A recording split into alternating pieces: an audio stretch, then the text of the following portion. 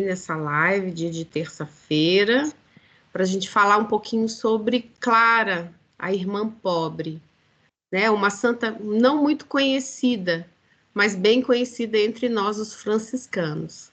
Então, hoje, quem vai participar com a gente, quem vai partilhar um pouquinho de Santa Clara com a gente, é o Marco, que ele é da Ordem Franciscana Secular, meu esposo.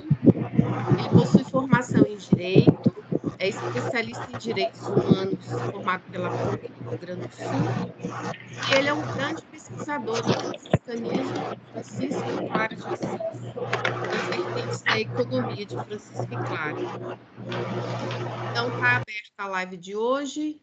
Marco, boa noite, sejam bem-vindos todos. É com você, meu querido.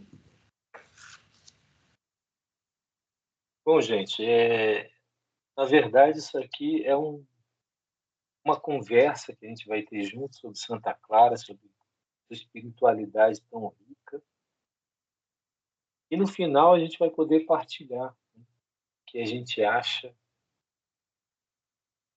da responsabilidade dessa herança que ela nos deixa juntamente com você. Eu queria destacar que quando a gente fala de Clara, a gente está falando de uma mulher extraordinária. A gente deve comemorar, como ensinou meu irmão Frei José Carlos Pedroso, a sua redescoberta, pois nos aponta um caminho seguro sobre os fundamentos do seguimento de Jesus nos passos de São Francisco. Ela não é só a primeira franciscana, mas, sem dúvida, ela é uma das maiores seguidoras de Jesus de Nazaré que o cristianismo já foi capaz de produzir. De certa forma, para nós, ela é um monumento. Então, a gente tem que ser,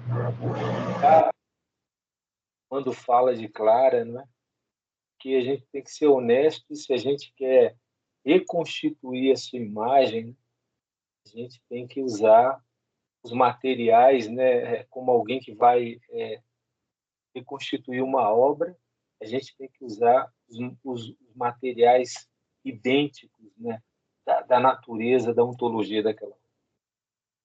Então, eu queria dizer, inicialmente, pode parecer para nós estranho, mas Francisco e Clara andaram desaparecidos, até pelo desentendimento da mensagem e do segmento dos dois.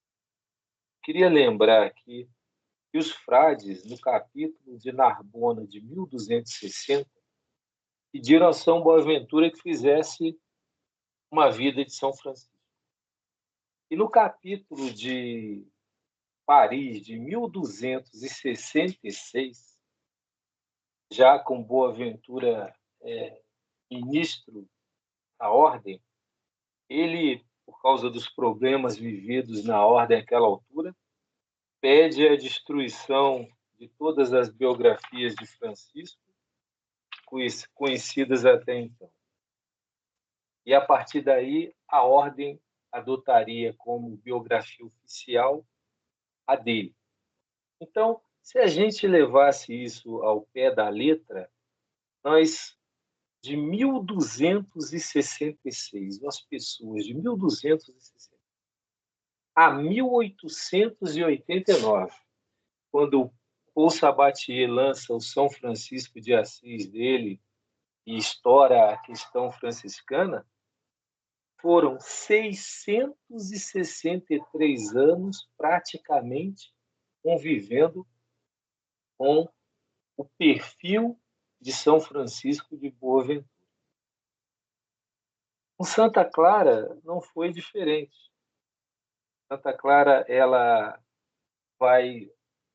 morre em 1253. Em 1263, 10 anos depois da sua morte, o Papa Urbano IV ele edita uma bula praticamente revogando a regra de Santa Clara e o privilégio da pobreza. Essa regra foi costurada, como diz o Marco Bartoli no seu Clara de Assis, na roupa da santa, e foi redescoberta em 1893. Quer dizer, são 630 anos com um silêncio, né, sobre quem realmente foi Santa Clara. Se a gente levar isso na ponta do lápis, gente, eles são, de alguma maneira, santos novos e redescobertos, né? Primeira biografia de São Francisco em português, ou parte dela, começa a ser publicada no Brasil lá pelos finais de 70, começo da década de 80. E as biografias e as fontes clarianas um pouco mais tarde. E no nosso caso, graças ao trabalho do Frei José Carlos Corrêa Pedroso, a quem ele que já não está mais entre nós, mas a quem eu queria homenagear aqui. Se hoje nós temos as fontes clarianas, né, praticamente que não devem nada a qualquer estudioso do exterior, a gente deve ao trabalho dele, um apaixonado por Santa Clara. Então, nesse papo hoje aqui, a gente vai falar de Clara, pobre irmã. E por que a gente vai falar de Clara pobre? Porque isso serve para qualquer franciscano, para qualquer franciscana, como uma atualização do seu ideal, da sua utopia, do seu seguimento de Jesus aos modos de São Francisco. Não sou eu que digo que Clara é pobre irmã. É ela mesma que, no começo de sua regra, vai dizer assim, ó, questão de ler aqui. A gente vai conversar muito com essas fontes, né? Porque a gente vai dar mais voz à Clara do que qualquer outra pessoa para falar. Então, a regra de Santa Clara, no começo, diz assim: a forma de vida das irmãs pobres. Clara não se diz monja, Clara não se diz senhora, Clara se diz irmã e pobre. E com isso, talvez ela queira lançar uma atenção toda especial aos dois grandes fundamentos do segmento no caminho dela de São Francisco: ser irmão e ser pobre. A luta da vida inteira de Santa Clara foi defender essa, Francisco chamou de fraternidade, né, mas no caso dela, essa sororidade que ela construiu em São Damião, e a pobreza de Jesus Cristo que ela adotou. Ser irmã e ser pobre fazem parte dessa economia existencial de Santa Clara de São Francisco. Eu lembro uma coisa, que economia é o modo da gente se organizar e existir no mundo, né? É um modo ou melhor, são as normas que regem a casa. Nesse ponto, o Frei José Carlos Pedroso também tem um trabalho muito interessante. Ele fala que a gente tem uma economia da casa do coração, a gente tem uma economia da casa da fraternidade, da sororidade, e a gente tem uma economia da casa comum.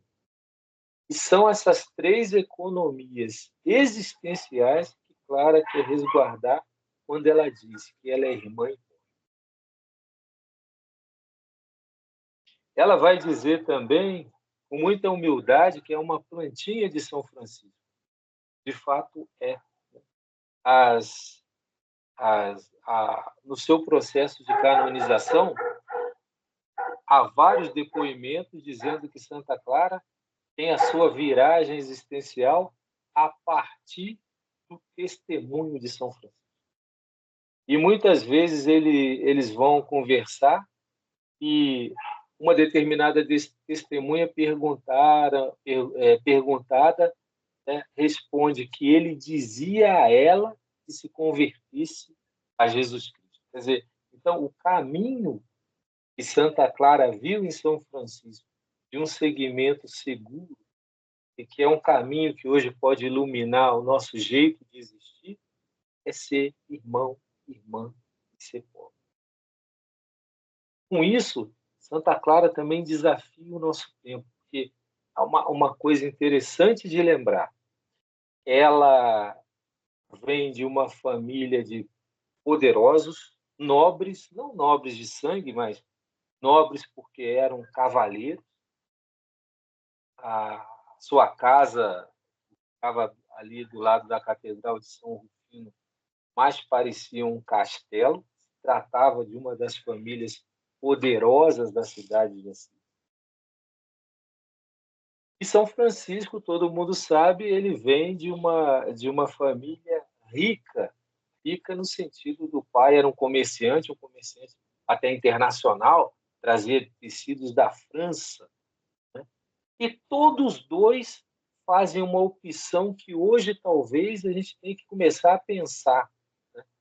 Como que é sair? Como é que é migrar de homem e mulher de mercado para irmão, irmã, e tendo a pobreza como economia também, quer dizer, a pobreza no sentido, no caso deles, de uma pobreza voluntária, solidária com aqueles que nem cidadania tinham e que tem como grande ponto a partilha. Quer dizer, é isso que eles viram em Jesus Cristo, é isso que Santa Clara defende quando se nomeia não só irmã e pobre, mas como plantinha de São Francisco. Existe uma estudiosa chamada Margaret Gardner, e ela lembra, né, que Santa Clara tecia. Então, ela diz que Santa Clara vai construir a sua regra, aprovada em 1253, a primeira mulher, a primeira regra feminina da Igreja. Uma outra coisa interessante, Santa Clara passa 18 anos na casa paterna, numa realidade patriarcal, numa igreja poderosa e muito patriarcal, e ela não se aprisiona com isso. Ela vai defender essa sororidade e essa participação do leigo, da leiga na igreja, e ela vai, com muita habilidade, construir a sua regra depois de várias imposições. Eu lembro que em 1215 o quarto concílio de Latrão, ele impede novas regras, principalmente femininas. E preocupada, né, em ter que adotar a regra de São Bento como teve que adotar, Santa Clara pede ao Papa, à Cúria, um documento que até hoje é inaudito na Igreja. E aqui eu abro um parênteses. Nessa época, gente, só havia um modo, ou o modo mais importante de ser religioso era aquilo que ficou conhecido como monaquismo. E o monaquismo, o que era? Era os monges, as monjas, tinham como critério a fuga do mundo, isolavam do mundo, num mosteiro, e aí ficavam para a contemplação, para a oração, para o estudo. Isso é tão sério que as pessoas, né, principalmente os nobres e mulheres que entravam no mosteiro, tinham que deixar a sua herança para o mosteiro. Mas quem não deixasse a herança também entrava, mas entrava como se chamava na época de converso. Porque para que aquelas pessoas rezassem, meditassem, outras precisavam trabalhar. Então, não entravam num pé de igualdade. Havia uma hierarquia dentro dessa forma de vida. E desde o século XI, o povo tenta, século X, século XI, André Rocher tem um estudo bastante interessante sobre isso, o povo tenta recuperar não a vida apostólica, né? Nem esse critério de fuga do mundo, mas pelo contrário, tenta recuperar a vida evangélica. Então, antes de Francisco, antes de Clara, muitos tentaram a mesma fórmula, mas parece que só Francisco, né, e Clara conseguem não é que só eles, mas no caso deles, né, há uma diferença, né?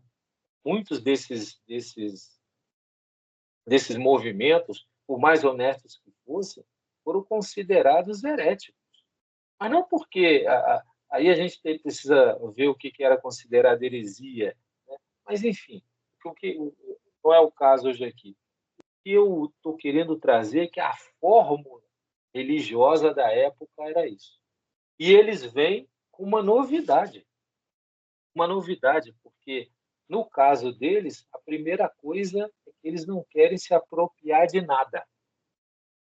Então, a pobreza como desapropriação e uma pobreza concreta, que não é uma pobreza só de ideia ou uma pobreza ascética. Não. A pobreza de Santa Clara e de São Francisco é o fundamento que explica todo o resto da sua espiritualidade. Então, ela começa, tanto é que quando São Francisco recebe Santa Clara, ele ficou preocupado, porque a sua experiência era com aqueles 11 companheiros, vamos dizer, e como é que ele ia colocar uma mulher naquele meio. Então ele leva Santa Clara ao mosteiro de São Paulo das Abadesas, e um mosteiro riquíssimo, que tinha privilégios de propriedade, privilégio até de asilo. Santa Clara entra ali como uma conversa, como uma serviçal, que já tinha vendido a sua herança. E lá ela tem essa experiência, mas uma experiência que não se coadunava com o franciscanismo, né? Com a forma de Francisco seguir Jesus. Então ela não fica. Então Francisco então leva Santa Clara para Santo Ângelo de Pães, que é ali mais próximo a Assis, perto do cárcere. E lá ela vai ter uma experiência com mulheres penitentes que estão ali também fazendo uma experiência de vida comum. Mas também parece que ali ela ainda não enxergou o que ela queria. E, finalmente, ela vai para São Damião. Em São Damião, ela consegue, então, viver essa sororidade e essa pobreza de fato. E é isso que ela vai proteger a vida inteira. Então, Margaret Gardner diz o seguinte, que Santa Clara começa a regra, a sua tessitura, do capítulo 6. A regra de Santa Clara tem 12 capítulos. E no capítulo 6 ela vai falar do centro da regra dela, que é a pobreza. Como eu disse, é a sua opção fundamental, que dá valor e substância a todos os outros pontos da sua vida. Então ela escreve assim, ó,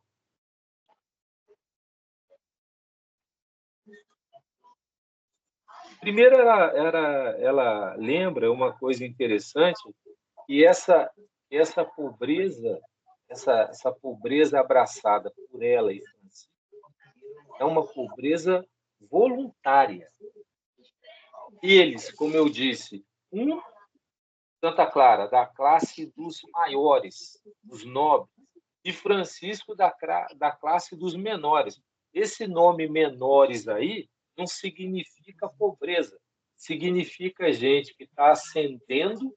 São Francisco, a família de São Francisco é a família de novo rico, gente que está ascendendo e que ganha dinheiro de uma forma diferente da nobreza, mas que participa daquela cidadania de Assis e que quer ser nobre para ter poder. São Francisco teve esses desejos.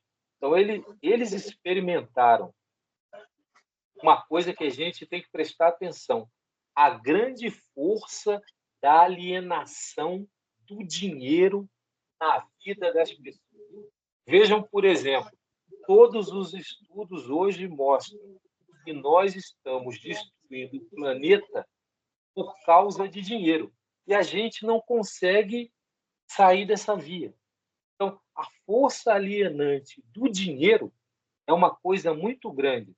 Daí o caminho da desapropriação e da partilha que eles adotaram.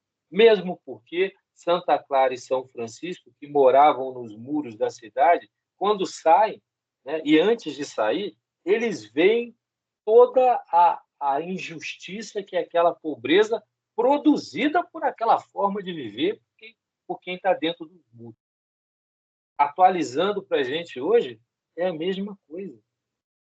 O nosso modo econômico de viver, tanto do coração quanto das nossas relações, e aí também relações econômicas com o dinheiro, produz a pobreza. A pobreza não é algo natural. E isso Santa Clara e São Francisco já notaram. Ela lembra que São Francisco escreve para ela uma última vontade que ela documenta na regra e que diz o seguinte: eu, Frei Francisco Pequenino, quero seguir a vida e a pobreza do Altíssimo Senhor nosso Jesus Cristo e de sua Santíssima Mãe, e nela perseverar até o fim. Rogo-vos, senhoras minhas, e vos aconselho a que vivais sempre nessa santíssima vida e pobreza. Guardai-vos bastante de vos afastardes dela de maneira alguma pelo ensinamento de quem quer que seja. Então, vocês vejam que São Francisco deixa essa última vontade a Santa Clara, ele que vê o problema dos frades todos em viver essa pobreza de maneira concreta, como a primeira fraternidade, está dando a ela esse conselho. E ela vai escrever uma página aqui que eu acho linda e diz, isso está na regra dela, e de uma lição para a gente hoje muito interessante. Olha o que ela diz. E como eu sempre fui solícita com minhas irmãs na observância da santa pobreza, que ao Senhor Deus e ao bem-aventurado Francisco prometemos guardar, assim sejam obrigadas as abadesas que se no cargo e a todas as irmãs a observá-la inviolavelmente até o fim. Isto é, não aceitar nem ter posse ou propriedade, nem por si, nem por pessoa intermediária, não quer laranja também, não é com ela, e nem coisa alguma que possa, com razão, ser chamada de propriedade, exceto aquele tanto de terra requerido pela necessidade para o bem e o afastamento do mosteiro, ou seja, a terra para a própria construção do mosteiro, né? E essa terra não será trabalhada a não ser para uma horta e a necessidade delas. Reparem, se ela está dizendo, traduzindo, se a gente tiver mais terra, a gente vai fazer uma horta. E o resto nós vamos deixar baldio e livre. E por que será que vai deixar baldio? Para que quem não tem ocupe. Então nós estamos falando de uma pobreza, de uma partilha concreta. Nós não estamos falando de uma coisa ascética, de uma virtude. Nós estamos falando de uma coisa.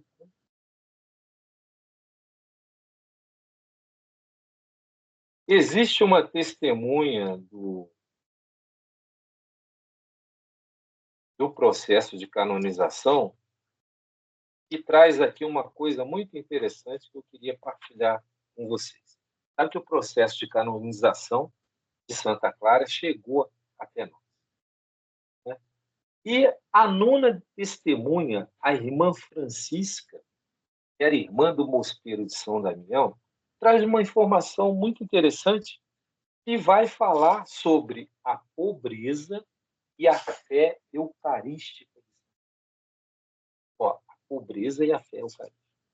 Para começar, eu diria que Santa Clara, e é atestado por várias irmãs aqui no processo, ela lavava os pés das irmãs.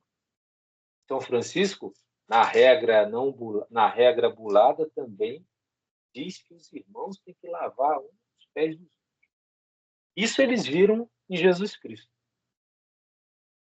Então, interrogada sobre o que viu nela, respondeu a irmã Francisca que uma vez, tendo invasores, sarracenos, entrados no claustro do mosteiro, a senhora pediu que carregassem até a porta do refeitório e pusessem diante dela uma caixinha, onde estava o santo sacramento do corpo de nosso Senhor Jesus.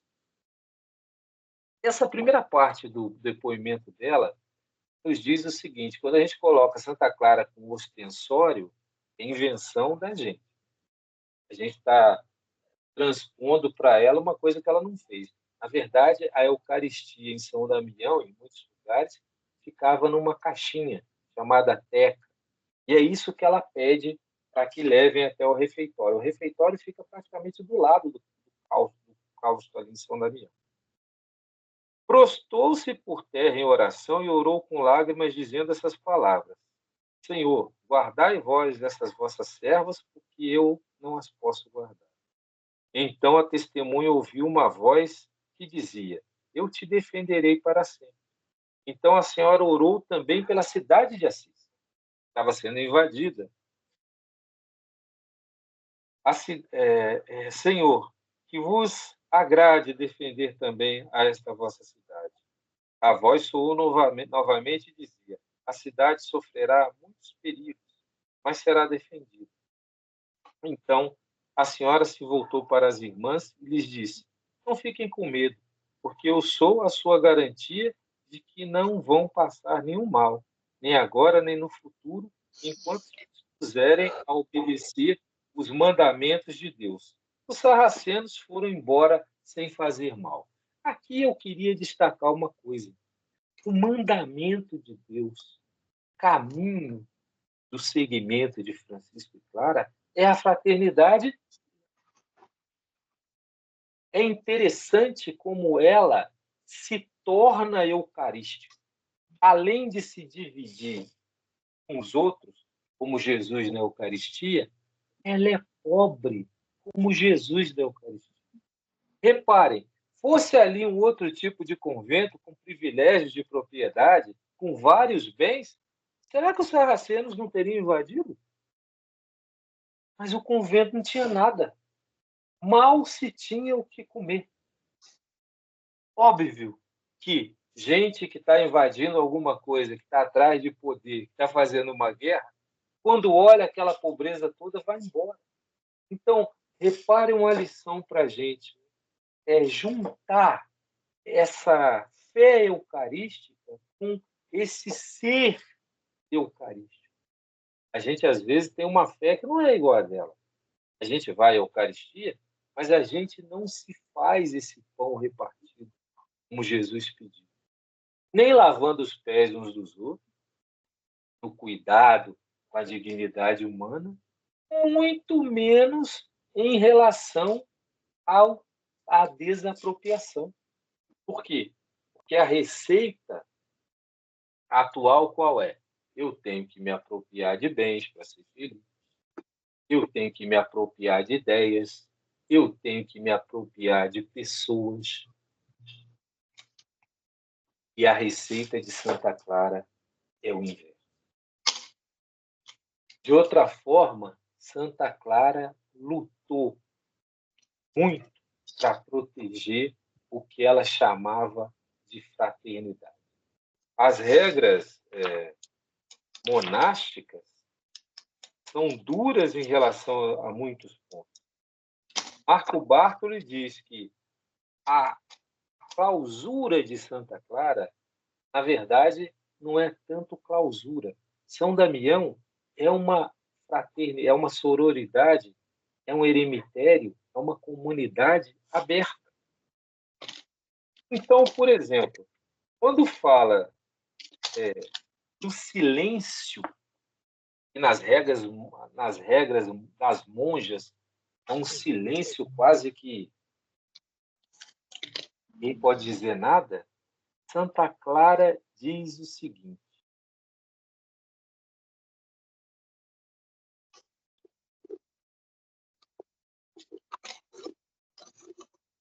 que as irmãs, aí que eu vou procurar aqui, só um minutinho, que as irmãs,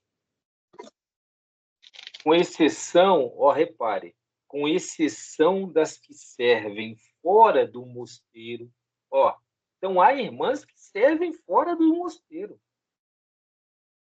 Observe o silêncio desde as horas completas até a terça. Só para eu pesquisar, completas e terças são justamente as horas do anoitecer e do amanhecer, a hora que a pessoa dorme. Quem vai falar enquanto dorme? Então, ela diz que tem que fazer silêncio. Depois ela diz: cale-se também continuamente na igreja e no dormitório. No refeitório, só enquanto comem. Olha como é que ela vai driblando essas regras. Se eu fico em silêncio, não falo com ninguém, como é que eu vou ser fraterno? Né? No refeitório, só enquanto comem, com exceção da enfermaria, em que as irmãs sempre podem falar discretamente para atender e distrair as doentes e cuidar delas.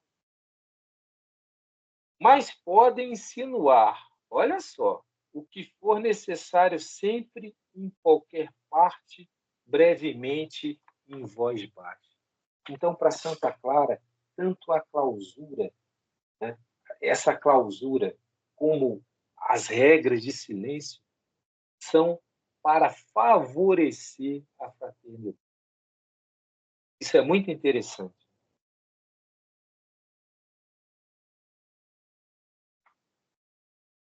Uma outra coisa que eu queria chamar a atenção é que, de novo, capítulo 8º, as irmãs não se apropriem de nada, nem casa, nem lugar, nem coisa alguma, e como peregrinas e forasteiras nesse mundo, servindo ao Senhor na pobreza e na humildade, mandem pedir esmolas confiantemente.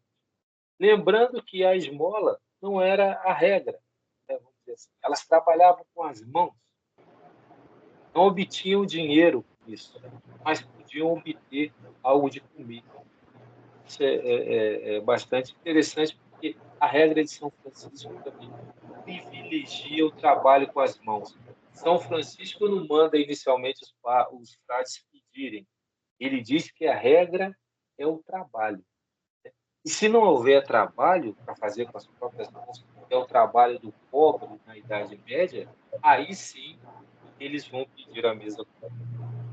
Eu estou dando esses exemplos, gente, da regra de Santa Clara, para mostrar para vocês como que Clara guarda a fraternidade e guarda a pobreza.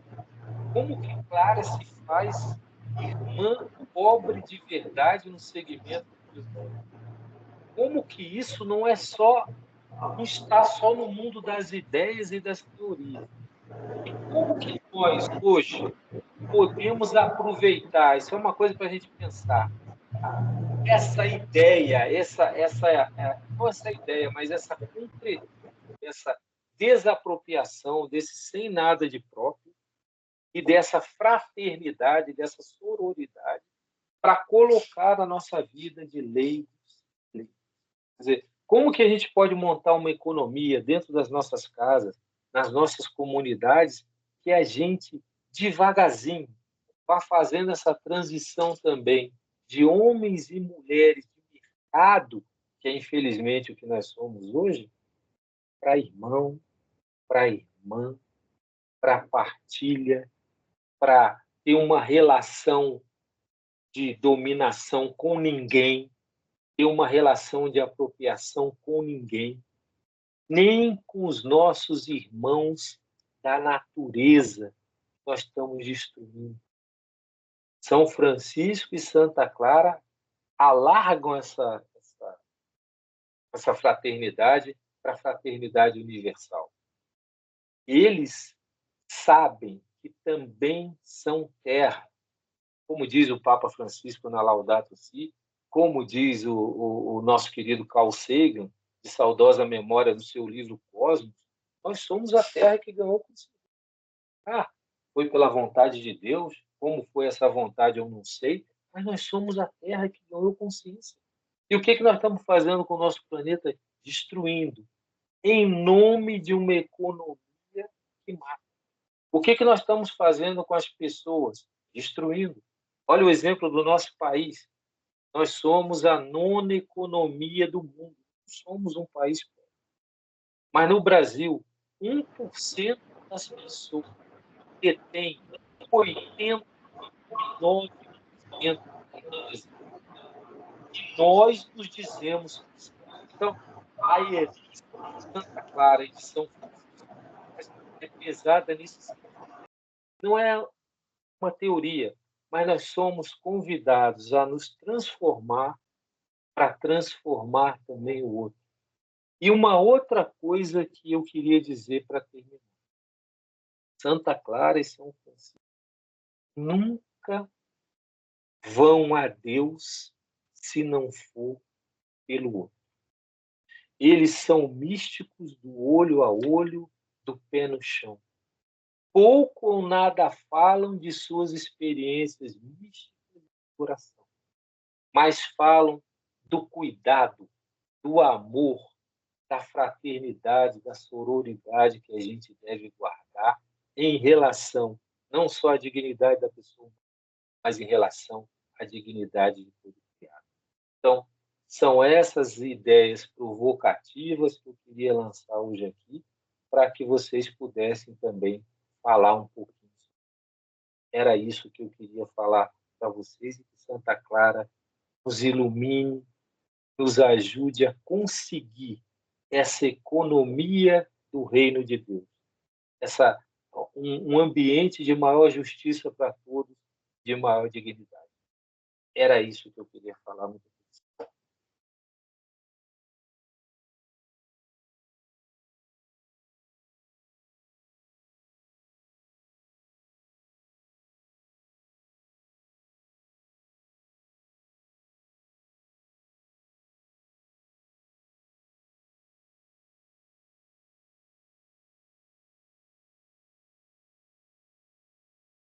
Eu acho agora que a palavra está aberta, né, Ana?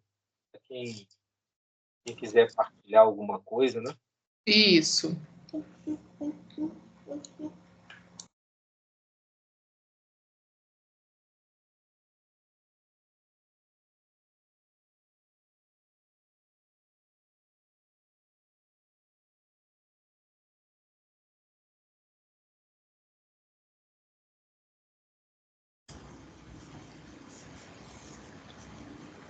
Marco, eu estava vendo aqui na forma de vida de Santa Clara,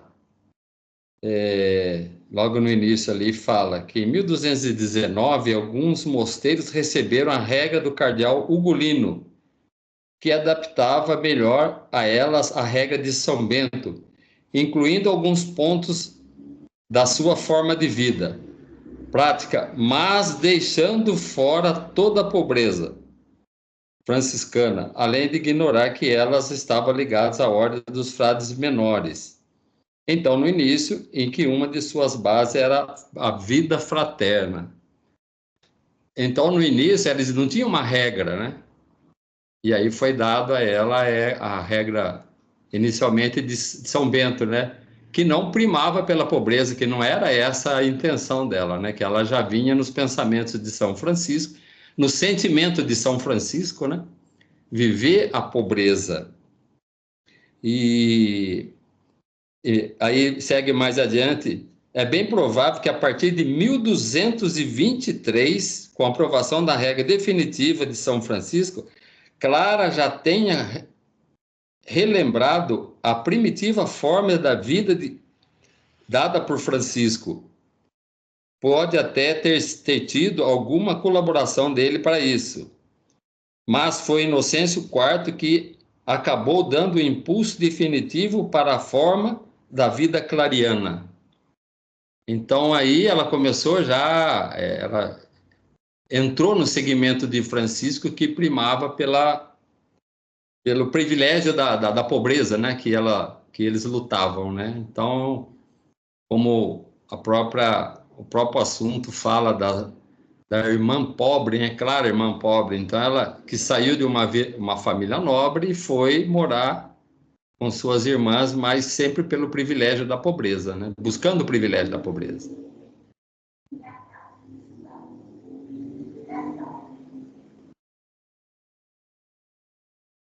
Luiz, só uma coisa interessante de lembrar que quando o Concílio de Latrão proíbe, principalmente as comunidades femininas, de adotarem uma regra, Santa Clara já resiste. O Concílio de Latrão é de 1215.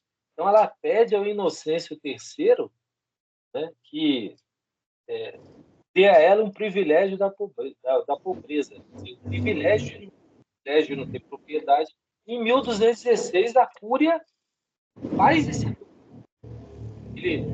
o Frei José Carlos registra esse documento aqui nas fontes clarianas. E é interessante porque é o primeiro documento da Cúria do Papa para a Ordem Geral. Os frades não tinham ainda a sua regra aprovada, tinha uma aprovação oral, e é o primeiro documento da Igreja esse. E Santa Clara ficou mais segura com esse documento, porque, reparem, ele dava uma ordem jurídica para a pobreza. Isso é muito interessante. Quando, em 1228, já o Gregório IX, que foi um amigo dos dois, vai para canonizar São Francisco, ele passa em São Damião. E vai visitar Santa Clara e diz assim, olha, não tem jeito, você tem que ter bens, se depender do voto, eu dispenso você do voto. Ele tinha aquilo como um voto. Santa Clara tinha aquilo como uma forma, e a única forma para ela, de seguimento de Jesus. Então, ele ofereceu dispensar São Damião do voto de pobreza, porque aquilo estava causando problema. Como é que elas iam conseguir viver, e aquela preocupação toda? E Santa Clara responde para ele com muito respeito: santidade, não me impeça de seguir o meu Senhor. Isso está num dos depoimentos do processo de canonização, está também na legenda de Tomás de Celano, na legenda de Santa Clara, e parece que foi um diálogo duro, porque ele volta a Assis várias vezes depois e nunca mais vai visitar Santa Clara. Então, reparem como ela defendeu com unhas e dentes esse segmento. Ela achava que sem isso não haveria seguimento de Jesus. Então, essa Santa Clara, ela tanto é que depois ela vai ficar como ela, depois da morte de Francisco, como ela significa uma memória viva de São Francisco. Ela vai praticamente ficar esquecida lá pelos frades. No processo de canonização dela, é interessante, repare, depõe as irmãs, Frei Leão, que era amigo dela, amigo de São Francisco, da primeira fraternidade franciscana, é chamado como observador, mas não pode depor. Frei Marcos, que é o capelão de São Damião, também não pode depor. Frei Ângelo, que é amigo de Santa Clara, conhece o ideal, né? Também não pode depor. Então, Santa Clara, ela se encontra ali praticamente sozinha, porque a ordem franciscana, os frades estão ali, a clericalização é muito grande, e uma outra coisa que a gente tem que tomar cuidado é com a figura do Frei Elias. A gente pinta o Frei Elias como aquele vilão, mas era muito amigo de Santa Clara. Santa Clara elogiava muito Frei Elias. Né? E depois que Frei Elias sai de ministro da ordem, ela praticamente fica sozinha. Isso acho que em 1239.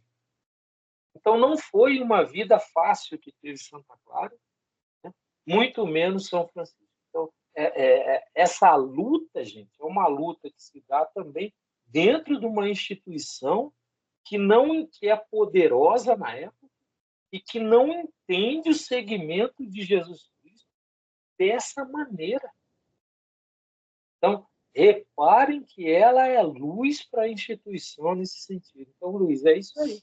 A luta dessa mulher é isso aí.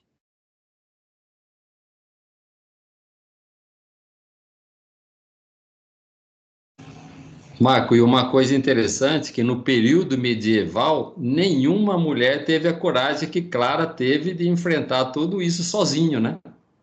Porque ela tinha o fortalecimento do segmento de Francisco, então isso era muito claro para ela, né? Se a gente pegar o período medieval, onde apareceu Clara, naquele período era... se São Francisco lutava, imagina ela, mulher, lutando contra uma instituição forte, né, que era a igreja e o Estado junto, e ela lutando e pedindo esses privilégios, né? Foi muito corajosa mesmo. Luiz, eu não vou dizer que só, porque antes dela, desde o século XI, a gente tem movimentos de Pedro Valdo, por exemplo. Ele é um São Francisco, só que ele vai para o enfrentamento. São Francisco já nasce depois. As beguinas existiam no tempo de Santa Clara, que eram mulheres também de um grande movimento de volta ao Evangelho. Então, há movimentos. Acontece que a igreja tratou a todos com dureza, com muita dureza, né?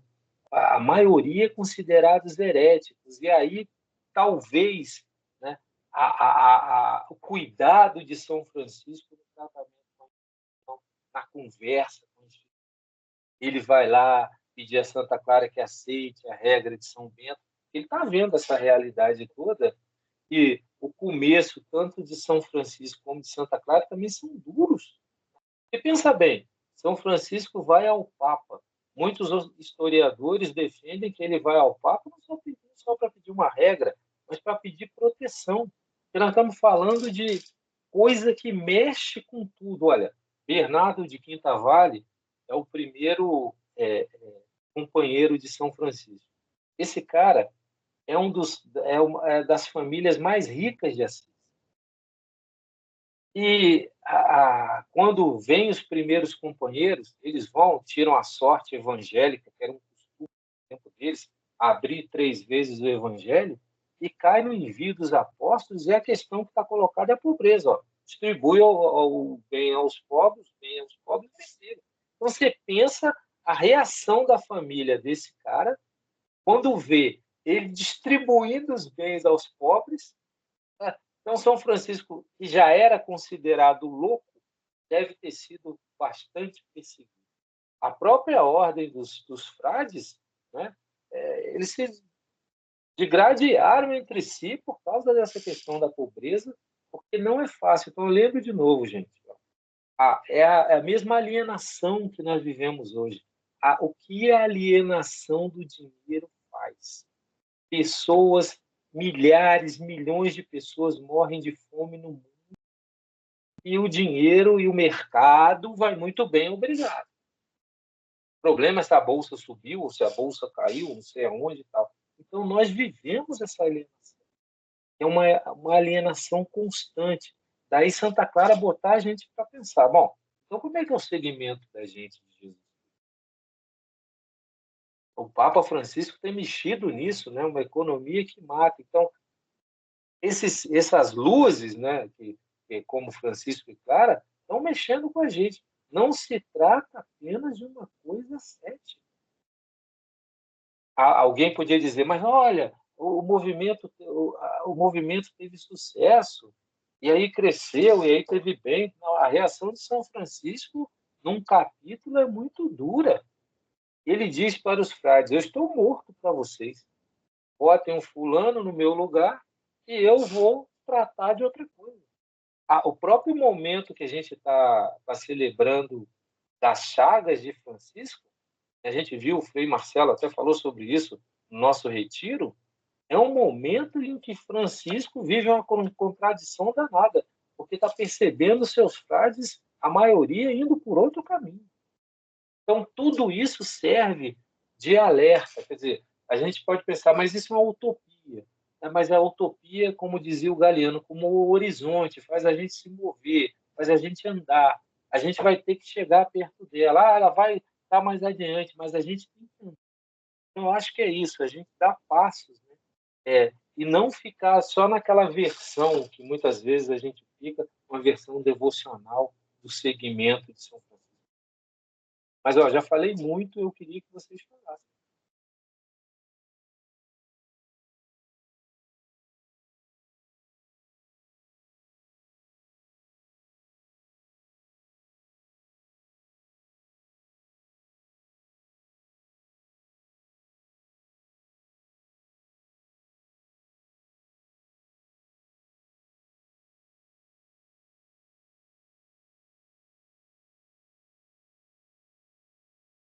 Eu tinha um amigo que dizia assim: olha, a galera, quando está quieta, ou está concordando com tudo, ou não estão concordando com nada. Então, gente, não é para concordar, é para a gente conversar, né? Então, Marcos, eu tô aqui pensando, né? Eu conheço um pouco da história da vida de Santa Clara, mas não com tanta profundidade, né? Assim, lá mesmo, o real, o que aconteceu. Mas a Clara, ela me encanta muito, né?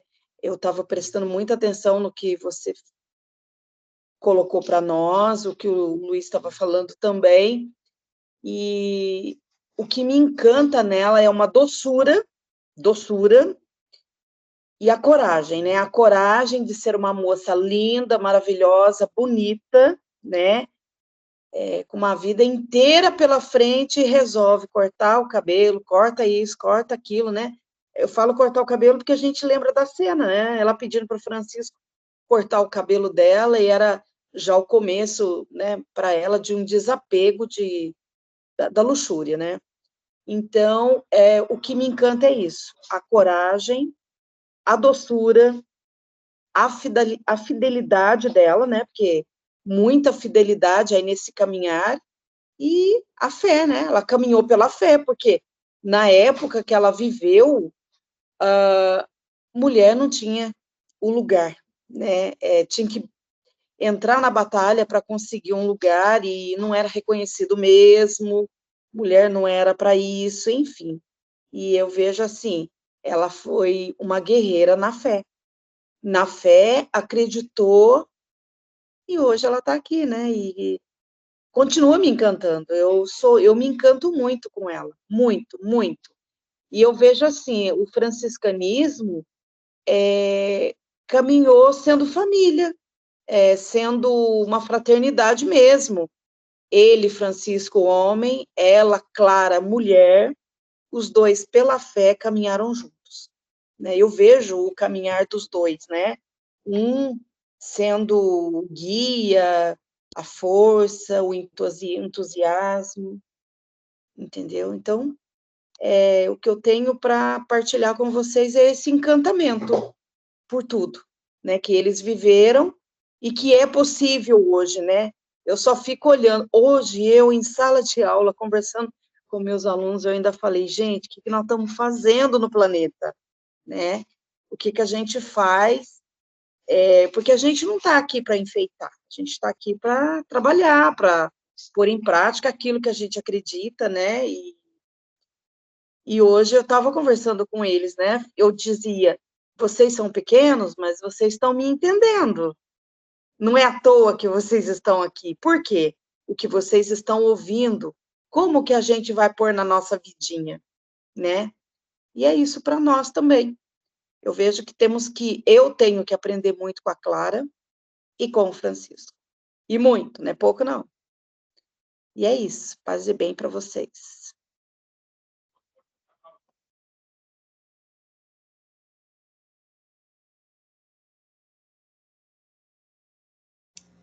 Adilson, quer falar, Adilson? Pode falar. Oi, boa noite, paz e bem.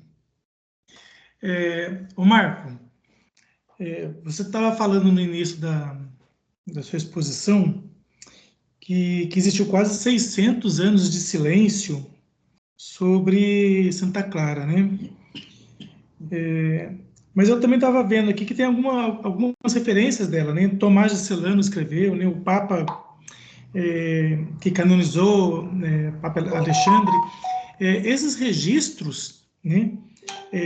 Dos primeiros autores de Santa Clara, eles são encontrados com mais facilidades ou ficou realmente todos perdidos, como você falou, que teve uma limpa aí nas histórias do franciscanismo, tá? Sobrou algum documento que possa estar servindo de estudo, alguma coisa assim? Sabe dizer? Quando eu digo que ela ficou silenciada, não é porque sobrou, por exemplo, se você tem as fontes clarianas, você vai ver que ela, de uma certa forma, é uma mulher da Idade Média muito bem documentada. Então, ela tem um testamento, ela tem uma regra, ela tem correspondências que ela trocou com Inês, né? O que eu estou dizendo é o seguinte: a, a, a regra de Clara foi costurada, o privilégio da pobreza foi praticamente 10 anos depois da sua morte, foi afastado, e